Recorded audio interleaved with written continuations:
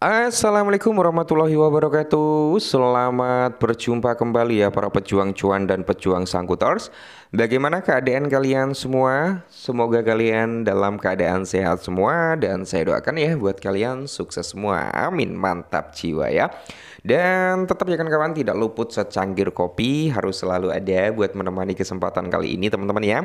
Oke, di mana kesempatan kali ini ya kalau secangkir kopi itu harus mereka yang tidak menjalankan ibadah puasa ya diwajibkan ada gitu kan. Tapi yang menjalankan ibadah puasa skip dulu. Skip dulu nanti maghrib gitu ya baru sediakan secangkir kopi. Oke ya. Nah, kesempatan kali ini teman-teman ya, mengingat keadaan market yang belum begitu kondusif, dia masih dikocok-kocok, masih naik turun, baru dikasih napas dibanting lagi, kasih napas banting lagi, kayak gitu pergerakan marketnya. Setelah Trump ngumumin untuk memberikan POR-nya bagi Amerika Serikat, market sempat recover, 2 hari kemudian dibanting lagi dengan statement pajak yang dikeluarkan oleh pihak Amerika Serikat ya untuk perdagangan atau impor atau apalah. Pusing aku mikirin itu ya. Nah, kali ini menjawab pertanyaan dari beberapa teman-teman, Bang, tolong bahasin bond, apakah dia ada potensi untuk mengalami kembali lagi ke harga tertingginya, bahkan membuat ATH-nya, atau dia akan junam, gitu kan? Oke, mari kita bahas. Nah, di sini kalau kita lihat teman-teman untuk bond sendiri harganya ya kan harganya dari sejak dia brojol sampai saat ini dia udah mengalami minus sebesar berapa? 99,42%. Oke, kalau kita berbicara bond, ini adalah token apa ya yang bisa dikatakan memiliki use case-nya karena dia apa? Bukan token sebenarnya, dia koin ya. Karena dia sebagai gas fee di jaringan blockchain layer 2 Sibarium ya teman-teman ya. Nah, untuk all time hack-nya itu berada di area 3 something, 3 dolar something, teman-teman. Ini untuk all time hack daripada si bond. Oke. Dan kalau kita lihat di sini teman-teman yang perlu kalian ketahui ya, market cap daripada bond masih sangat-sangat kecil ya, masih sangat-sangat kecil. Sebenarnya mudah kali untuk dipump ya karena market cap-nya masih kecil, teman-teman ya. Berapa? 55,69 juta. Belum ada 100 juta ya. Kalau market cap bisa ke 1 billion, harganya wah ngeri bro ya, harganya ngeri gitu kan kalau market cap-nya bisa ke area 1 billion. Sedangkan di sini kalau kita lihat untuk total supply daripada si bond itu di area 249,99 juta atau kita bulatkan di area 250 juta token aja ya. Untuk circulating supply di sini 229,90 juta bond ya.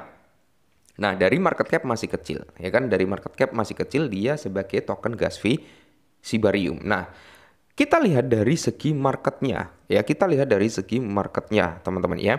Dimana kalau kita lihat dari market bond, ya kan? Nah, kalian bisa lihat sendiri, baru ada OKX, Bitget, Max Global, Get.io, BingX, Crypto.com ya. Di sini ada Bitmart, Lbank, teman-teman ya, Latoken, Bit, Avok ya. Nah, jadi masih banyak ya, masih banyak yang belum ngelisting daripada bond. Oke, seperti apa? Bybit belum ngelisting bond, Binance belum ngelisting bond, Coinbase, Robinhood apalagi belum teman-teman ya, belum. Jadi sebenarnya prospek atau potensi bond untuk recover ada kalau dia mampu masuk ke dalam platform-platform yang saya sebutkan seperti Bybit, Binance, Coinbase, Robinhood ya. Dia bisa listing ke situ. Saya kira dia bakal grow up harganya mungkin bisa ke ATH-nya di area 3 dolaran something. Bahkan bisa di area 5 dolar. Price target saya di area 5 dolar untuk bond, teman-teman. Tapi ini untuk jangka panjangnya ya, bukan untuk jangka pendek, teman-teman ya. Untuk long term ya, untuk long term, bukan short term gitu, teman-teman ya. Dan di sini teman-teman ya, untuk bisa masuk ke dalam platformnya Binance, di sini ada beberapa hal. Kunci, oke, strong team innovation use case ya teman-teman ya. 1 million dollar ya, lebih dari 1 juta dolar. Jadi di sini kurang lebih ya untuk kuncinya tim yang kuat, kasus pengguna yang inovatif, volume itu lebih dari 1 juta US dollar ya. Listing ya, ini untuk listingnya, trading volume, audience, capabilities, ledge teman-teman ya. Jadi daftar perdagangan itu 1 juta lebih ya. Volume perdagangan itu harus 1 juta lebih. audit teman-teman ya, stabilitas dan komunitas. Oke, kriteria di sini yang terbesar adalah community-nya teman-teman. Nah, kalau kita berbicara tentang komunitas, audit, stabilitas, ya Bond ini udah memasuki syarat lah ya teman-teman ya, dari strong team, inovatif, ya use case-nya ini udah memenuhi syarat untuk Bond. Dan di sini teman-teman ya, approx match fee. Nah, perkiraan untuk biaya listing ke Binance gitu kan. Nah, di sini teman-teman ya yang menjadi masalah kendalanya 100.000 US dollar sampai 1 juta US dollar itu tergantung dari bervariasi berdasarkan ukuran daripada proyek tersebut. Nah, di sini teman-teman ya, semisal Bond mau listing ke Binance, ya timnya siap nggak itu untuk ngeluarin 100.000 sampai 1 juta US dollar untuk bisa masuk ke platformnya Binance ya, biayanya mahal bro ya. Tapi di sini teman-teman ya sebenarnya untuk kuncinya, untuk listingnya, untuk kriterianya, Bond ini udah lebih dari cukup.